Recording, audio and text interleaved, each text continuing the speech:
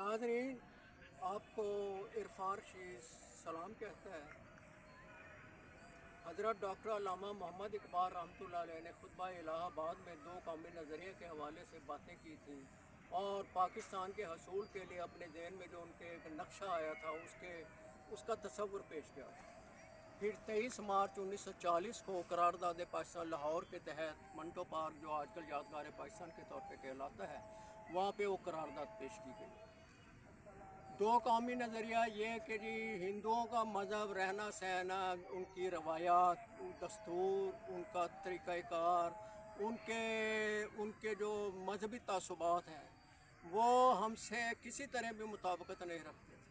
हम एक अल्लाह और एक रसूल को मानने वाले, कुरान पाक को मानने वाले, रोज़े महशर पे यकीन रखने वाले, अल्लाह के रसूलों पे सब पे हम ईमान लाने वाले, और हमारा जो मज़हब है वो सलामती सिखाता है।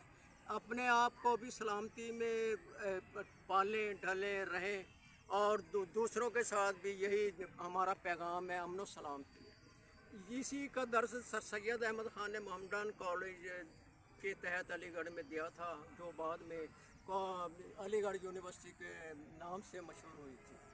और अल्लामा इकबाल रहमतुल्लाह अलैह के हवाले से पाकिस्तान को ये पाकिस्तान की तश्कील जो मुमकिन हुई थी, ये उनकी शायरी और उनके ख़यालात ही की मरहून मिन्नत थी।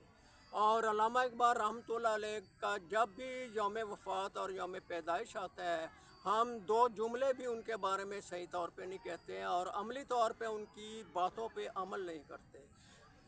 मेरी मंजूम अक़ीदत से चंद अशार पेश खिदमत हैं। इकबाल, हम मालिक चमन हैं पर इख्तियार नहीं रखते। इकबाल, हम मालिक चमन हैं पर इख्तियार नहीं रखते। खिलाफ ज़ोमे अदू खिज़ा में बहार नहीं रखते। वो जो इंसाफ के मीज़ान पे हैं रहते मुज़य्यन, वो जो इंसाफ के मीज़ान पे हैं रहते मुज़य्यन, गमों के कई मारों पे इजहार नहीं रखते। फूल खिलेंगे न रहमत के कभी उन पर, फूल खिलेंगे न रहमत के कभी उन पर, रस्ते दुश्वार जो किसी पे हमवार नहीं रखते, रस्ते दुश्वार जो किसी पे हमवार नहीं रखते।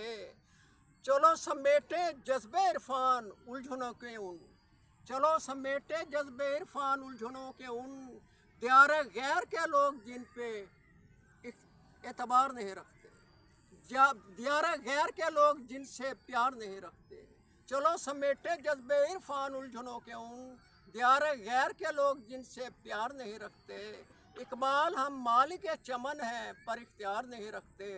खिलाफ ज़ोमे अदू खिज़ा में बहार नहीं रखते। बहुत शुक्रिया।